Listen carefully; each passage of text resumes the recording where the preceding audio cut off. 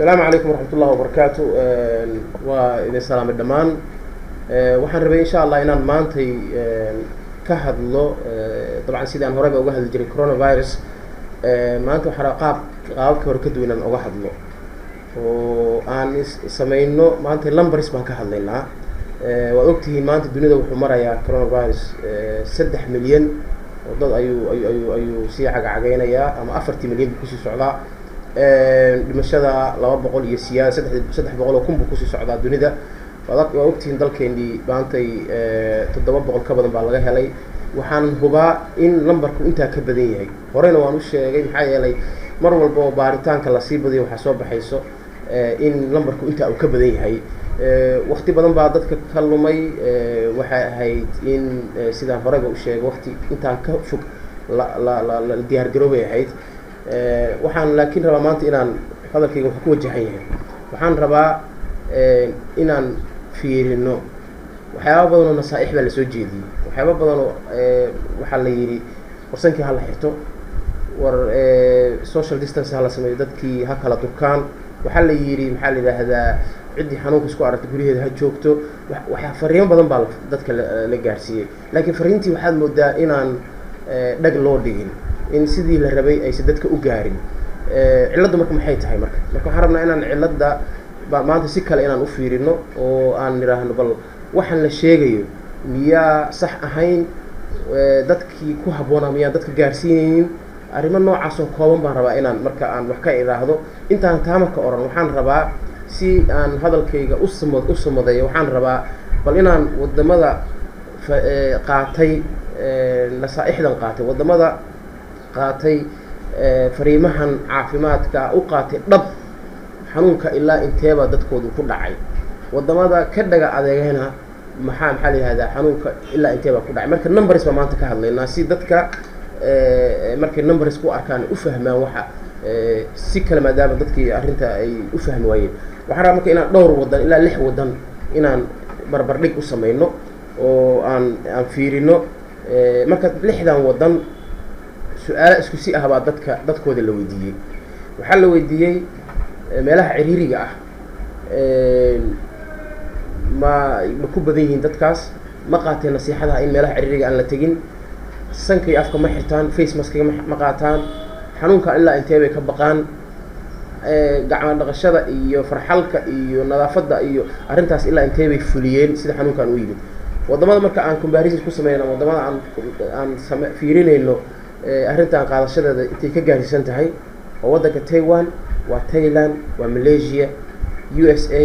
UK iyo Hong Kong afartaas 6da wadan ayaan eegaynaa hadii la haydmo marka waxaan fiirinaynaa isku su'aalahaas dadka la weydiiyay interview baa la conduct gareeyay interview la sameeyay survey baa la sameeyay su'aalihii jawaabihii ka yimid baan marka data ka sameeyay datadii baan marka graphs ka sameeyay dabcan waxaan rabaa marka in dadka aan la wadaago information kaas si ay u fiiriyaan go'aanka iyaga ay u qaataan waxaan la sheegay faa'iidadii ka soo baxday ilaa intee la egtahay waxaan ku horeynaynaa wadanka Taiwan saan ognahay Taiwan ilaa 430 qof baa laga helay xanuunka 6na waa u dhimatay daatada marka aan sameynayno aan fiirinayno waa February bilowga February ilaa iyo hadda May inta ayaan fiirinaynaa reer Taiwan meelaha ciriiriga ah February laga bilaabo ilaa yoomina hada oo aan joogno waxay ku bilaabeen 49% dadkooda kamid ah meelaha ciriiriga waa iska ilaalinayeen February laga bilaabo waxayna gaareen 82% bay gaareen in ay meelaha ciriiriga iska ilaaliyaan sanka iyo afka inay xirtaan reer Taiwan markii xanuunkan u bilowdayba February ba yani January xanuunka ha bilowdo ama December ha bilowdo laakiin February laga soo bilaabo sanka waxa u xirnaa 480 February laga bilaabo maanta oo taariikhdu May ay maraysana waxa xiran 98% Taiwan dadkooda 98 sanka iyo afka waa u xiran sidoo kale maxaa la yiraahdaa baqdinta xanuunka ka baqayaan 68 bay gaarsiisan tahay hygiene kooda ama nadaafada iyo farxalka iyana 480 ayay farxashaan dadkooda waxayna ku bilaabeen boqolkiiba 80 Thailand sidoo kale ilaa dad 3,000 xanuun ku dhacay 450 qof ayaa u dhintay ciriiriga 45% bay ku bilaabeen ilaa 86% meelaha ciriiriga dadkooda ma tagaan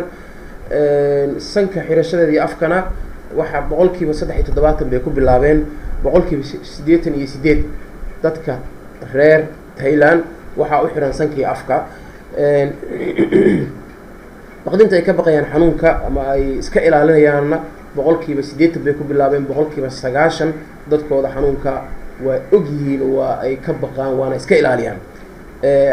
nadaafadana boqolkiiba 76 bay ku bilaabeen boqolkiiba 87 ayay gaarsiiyeen Malaysia dalka islaamka ah haddaan fiirino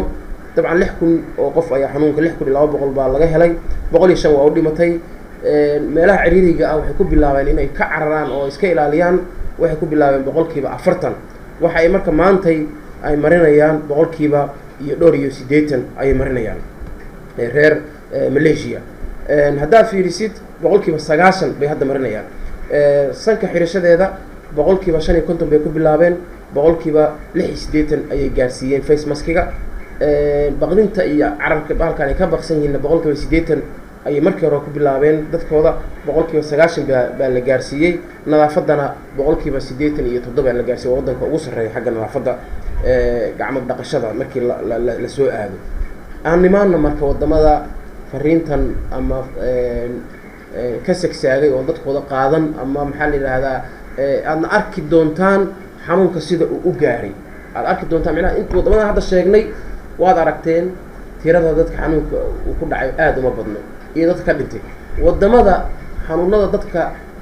ay u dhinteen ama dad badan uu ku dhacay bal aan iyagana diraasiyano fiirino Mareykanka ugu horeeyo Mareykanka milyan ka badan ba xanuunkan ku dhacay ilaa iyo 70 dad ku dhowna waa u dhinteen meelaha dadka ciriiriga ah overcrowdedka oo la iskugu tago lagu buuqo dadka reer Mareykan boqolkiiba 24 kaliya ayaa waxay aaminsan yihiin meelaha ciriiriga ah inaan la tagin waa dadaaleen boqolkiiba 70 bay gaarsiiyeen laakiin dawaamar xeeray fandhaal kala dhaceen weeyaan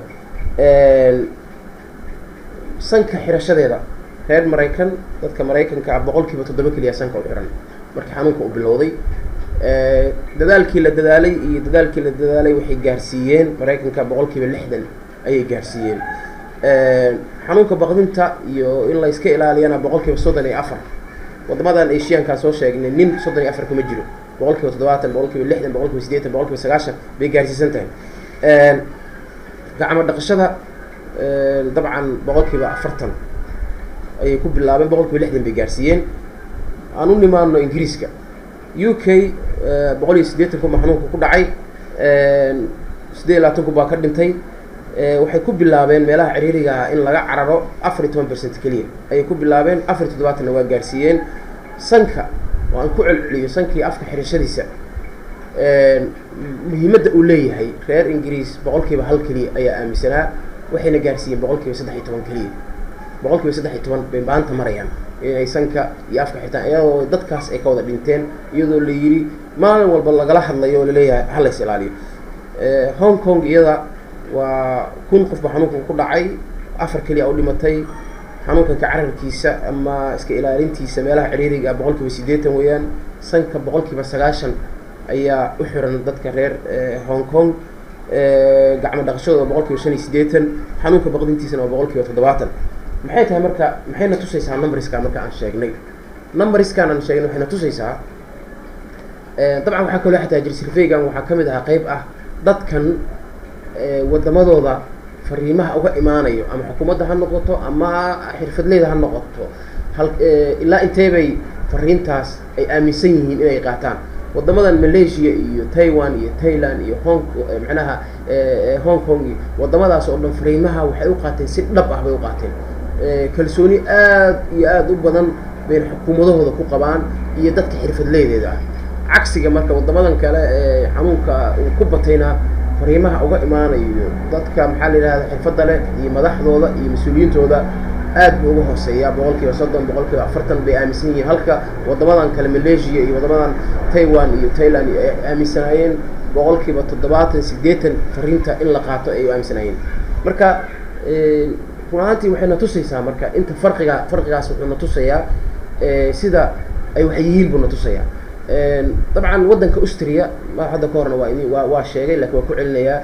waxa sanka iyo afka in la xirto meelaha public ah oo dadka isugu imaanayaan waagi hore waxa iska ahayd wax ikhtiyaari ah laakiin waxay ka dhigeen khasab baska lama raaci karo ama dukaan lagama adeegan karo haddii aan sankii af midna ku xireen hadda sida markay ka dhigeen boqolkiiba 90 kiisaskii iyo xanuunadii hoos ayay u dhaceen waxaan marka maxay na tusaysaa waxay na tusaysaa ama fariinteeda ugu muhiimsan iyo ujeedada aan ka leeyahay waxa ay tahay haddii dalkeeni xanuunkii uu gaaray maantayna initial phase yani waxaan akrinayay shalay qolal la yiraahdo international risk committee waa waxay leeyihiin oo idmelban uu madax u yahay waxay leeyihiin ilaa 34 wadan ayaa waxa wadamadan soo koriya kamid ah wadamadan mataqaana Afrika u badan yihiin ayaa xanuunkan runtii waxay yiraahdeen waxa looga baqayaa dabcan diraasaad ay sameeyeen Imperial College iyo bay ictimaadayaan ay u noqonayaan waxay leeyihiin khatar badan baa looga baqayaa wadamadaas markii hore dhibaatooyin ay ka jireen wadamo jilicsan ahaayeen maxaa la yiraahdaa daadad iyo roob ay ka jiraan ayax dul wareegaya oo suurtagal ah in uu mataqaana beerahoodii la tago يعني catastrophic waxa laga baqayaa khatar aad iyo aad u badan in dadkii shisheeyaha ahaa saa dadkeeni ugu baqay dadkeeni marka waxaad moodaa waxay u baahan tahay arrintan in baaritaan lagu sameeyo oo la baaro la yiraahdo bal interview dadka iyo surveyo telefoonno loo diro xataa waa in la ogaadaa maxay tahay fariinta caafimaadka ah waxa dadka ay u qaadan laayihiin waxaad arkaysaa basaskii magaalada Muqdisho iyo magaalooyinkii kale Soomaaliya waxaad arkaysaa basaskii sidii baa dadku iskula raacayaan waxaad arkaysaa maxaa la yiraahdaa qabriyadii iyo dadka meelihii lagu aasayay oo dawladda dadka xanuunka u dhintay dadkii oo deetay isugu yimaadaan wax protection iyo wax is-ilaalin aysan jirin waxaad arkaysaa maqaaxiyihii sidii baa looga wada cunteynaya waa ognahay economically waddankeena ma xamili karo waxyaabo badan oo wadamada kale xamili karaan laakiin waxaa la rabaa see xeega ku noqotay ilkana ku nabad galaan waxaa loo baahan yahay in dadka xanuunkan waa sime dadka dhan buu ku wada dhacaya dad gooniya dad khaas ah gooni uma ahan umad gooniya gooni uma ahan dadka dhan buu xanuunkan ayuu faqiir taajir mid waxay sayn annagu rabbi tawakkalin tawakkal iyo tawakkul baa kala jira dadkuna waa og yihiin war adoo ilaahay tawakkulayo oo ilaahay ka baqayo waa inaad islaalisaa ma aan tawakkul inaad la timaado oo ah maxaa la yiraahdaa haddaan talaamiga iska seextirahay gaari ma jiirayo suurtagal ma xanuun fidayo oo sida uu ku socdo la arko in dadka ay dhayalsadaan oo ay iska fududaystaan oo lama baahno waxa loo baahan yahay mas'uuliyad waxa loo baahan yahay mas'uuliyad baa loo baahan yahay mas'uuliyadda anigu fariin kale halkaan ka soo jeedina waxay tahay maadaama lagu fashilmay maadaama sidii la rabay dadka loo gaarsiin waayay anigu waxaan ku talin lahaa ummadda ciddii wajaha u ah ummadda ciddii wax gaarsiin karto in iyada fariinta la gaarsiiyo yani waxaan ka wadaa maalan dadka ahli cilmiga dadka culimada ah fariintan waa in iyaga si dhab ah loo gaarsiiyaa iyagana ay mujtamacii ay gaarsiiyaan yani dadka mujtamaca dadka ay dhageystaan haddii mas'uuliyiintii haddii dadkan xirfadda lahaa la dhageysan waaye ama sidii la rabay looga qaadan waayo hadalka waa in ummadda dadka ay dhageysanayso la gaarsiiyaa waa in training la siiyaa dadka odayaasha ah kaaba qabiilada ah culimada maxaa la yiraahdaa ganacsatada cid kule maxaa la yiraahdaa gacan kule oo dadka wax gaarsiin karto waa in la gaarsiiyo arrintan arrin dad gooni ah waxaan maqlay dhakhaatiirta waxaan maqlay maxaa la yiraahdaa xirfadleyda caafimaadka waa in dadka la hadlaan maahan keligood arrintan waa arrin adduunka oo dhan saameysay dadka oo dhan saameysay waxaa la rabaa in dadka isku si fariinta ay u xambaaraan oo isku si dadka loo gaarsiiyo maanta Soomaaliya kama bixi karto culaysyo kala badan baa dadka Soomaaliyeed saaran xanuunkanna bacda Allah waxa kaliya ee hadda laga rajeynayo Assalaamu calaykum waraxmatullaahi wabarakaatu waa idin salaamay dhamaan waxaan rabay insha Allah inaan maantay ka hadlo dabcan sidaan horeba uga hadli jiray coronavirus maanta waxaa qaababka hore ka duwan aan uga hadlo oo aan samayno maanta numbers baan ka hadlaynaa. waa ogtihiin maanta dunida wuxuu marayaa coronavirus 3 milyan oo dad ayuu sii cagacagaynayaa ama 40 milyan buu kusii socdaa. dhimashada 200 iyo siyaad 300 oo kun buu kusii socdaa dunida. waa ogtihiin dalkeennii maantay 700 ka badan baa laga helay. waxaan hubaa in lambarku intaa ka badan yahay. horeyna waan u sheegay maxaa yeelay mar walba oo baaritaanka lasii badiyo waxaa soo baxayso in lambarku intaa uu ka badan yahay. waqti badan baa dadka ka lumay. waxay ahayd in sidaan horeyba u sheegay waqti intaan ka fog la diyaargaroobay ahayd.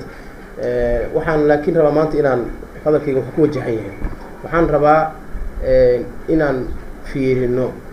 waxyaaba badan oo nasaaix baa lasoo jeediyey. waxyaaba badan oo waxaa la yidhi